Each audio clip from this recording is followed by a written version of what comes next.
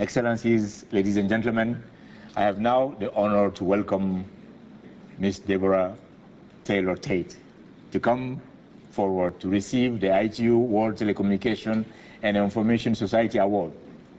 Those of you who were at ITU's Council session in November when we initiated COP will remember Deborah Tate's impassionate speech, which will now will know that she is a leading voice on issues affecting families and children. She has been at the forefront of the movement to ensure that advances in communication technologies benefit all Americans. And it is not for nothing that she was so often referred to as the Children's Commissioner during her time as Commissioner of the Federal Communication Commission in the US. I'm really pleased that Deborah is a personal friend of mine, and I'm very want to congratulate her and present to her this award. It's heavy, so I hold it for you.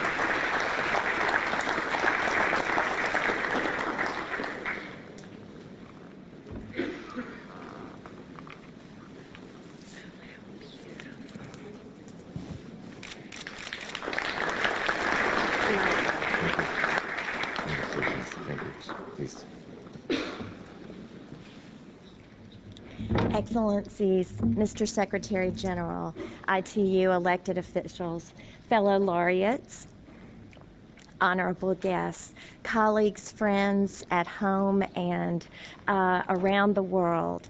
Thank you so much for your kind and generous remarks and for the honor of being here to celebrate with you on the World Telecommunications and Information Society Day, and especially for the ITU's exemplary leadership in designating today, this week, the theme of protecting children in cyberspace. I really accept this award not on behalf of myself, but on behalf of all those here in the room and around the world who have been working to protect our children, to provide our children a safe and positive experience in cyberspace. So thank you to those who are software and applications developers, engineers, child advocates, for CEOs, for law enforcement, and of course for teachers and parents. Thank you, too, for those of you who have been conveners like GSMA, to researchers, writers, and especially to our youth who are the best ambassadors to their own generation, this I generation. Together, we must ensure a safe and peaceful digital citizenship in this new age. This award is for all of you. 2 weeks ago, I wondered if I would even be able to be here because of the outbreak of the H1N1 flu. In fact, schools in my neighborhood were closed in Nashville, Tennessee. However, thanks in part to the excellent global communications infrastructure, we, all of us, were able as schools, cities, regions, and even as the world to act immediately and take the necessary precautions to reduce the threat as much as possible. The benefits that these advancements in global communications have provided is exactly why I'm so honored to participate in this event and this work today. I'm delighted to have been part of the development of the Child Online Safety Initiative here, COP, launched last fall under the leadership of the Secretary General. Our healthcare counterparts and many of you have spent decades creating and streamlining communications plans in just this case of outbreaks and more recently in the case of the threats of pandemic. There have been research, prevention, education, development of medications and vaccines, public messaging at all levels, from national leaders to teachers, from national media to emails between our families and friends. I think that it is our duty as adults, as government representatives, as industry leaders, and as caregivers to learn from the efforts of our healthcare colleagues and ensure that our children can reap the benefits of this new digital age without becoming infected by what have become the viral diseases of the online world. The Child Online Protection Initiative is an international collaborative network for all of us that is striving to promote the infinite possibilities offered by ICT while keeping in mind that online dangers are a very real threat, as you just heard Rob describe, to our children and young people in cyberspace. I'm very confident that COP will be able to provide a global response to these new risks that our children face, risks that were once only experienced in the real world, but now are alive and well in the world of cyberspace. For too long, we have all labored under a myth, the myth that our children are safe as long as they're in their own home. But we now realize that this is not the case, as they can travel anywhere in the world from their own bedroom. However, before I go any further, let me also be the first to extol the incredible opportunities that this new digital age affords all of us. As a state and federal official in the United States, I utilized every resource, every vote, every speech to extol the virtues of advancements in technology. As nations and as leaders, one of our critical goals is to connect every one of our citizens to the internet, to establish appropriate policies, to encourage innovation and incentives, to deploy broadband to the last mile, the last house, the last village, the last mountaintop, so that every one of our citizens can reap the incredible and dazzling benefits which broadband and the internet has to offer us. From telehealth and remote surgery, which you all will talk more about, to e-commerce and distance learning. Our people can improve their health, enhance their education, attain prosperity, and compete globally while still remaining in contact with family and friends, no matter how many miles come between them. Online technologies give us new possibilities to communicate, to learn new skills, to be more creative, and to contribute to creating a better society for all people. But often they open the door to new and dangerous risks. Cybersecurity can threaten to steal our identities, appropriate our finances, and even threaten our homeland security. But we have a special responsibility, a responsibility to protect our children, the risk of which they are often unaware.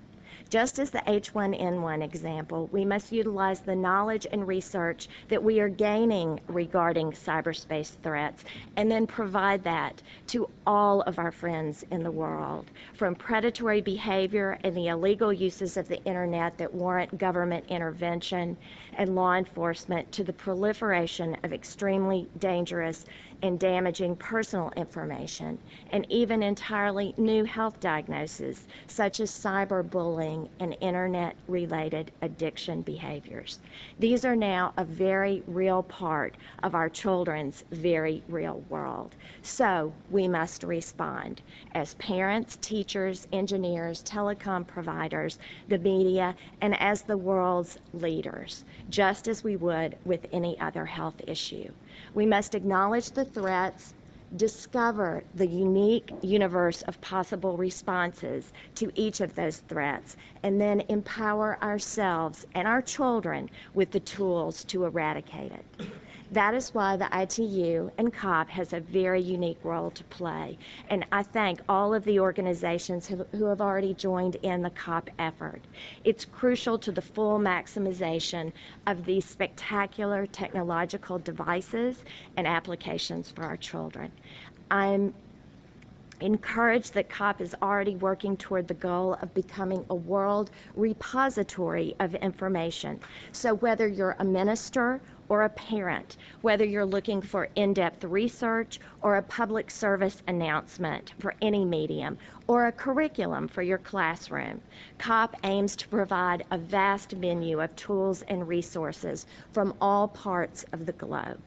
For this reason, I thank the Secretary General and the ITU and all the COP members for their efforts to promote online safety, for their willingness to work together toward a simple but profound life lesson: to be good, safe, and civil citizens online, toward the goal of good digital citizenship for all.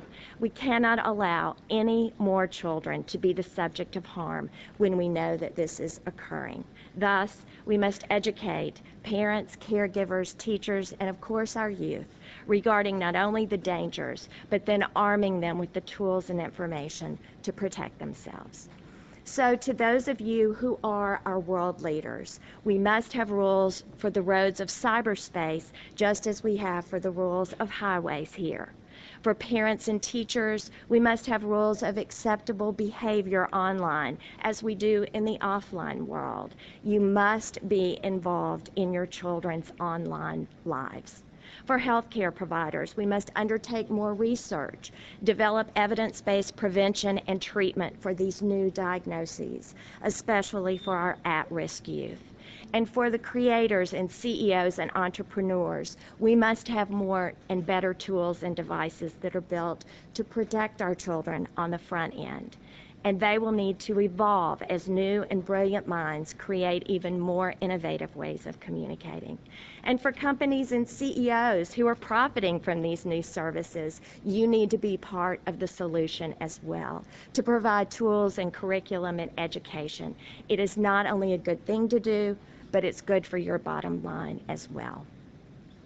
I urge global leaders to support COP as an extremely important and timely initiative for all of us. There is no doubt this is an urgent need to ensure that all the good work that is being done globally is brought together here in a coordinated effort for all of us to have access to. So join us, join COP so we can ensure all of this dynamic means of communication will instill and inspire the best and the brightest while ensuring a safe environment in which our children can learn and grow, whether online or offline. These are all of our children, the world's children. They are the hope of tomorrow and the future leaders of your nation and mine. Thank you, Mr. Secretary General, and for the ITU.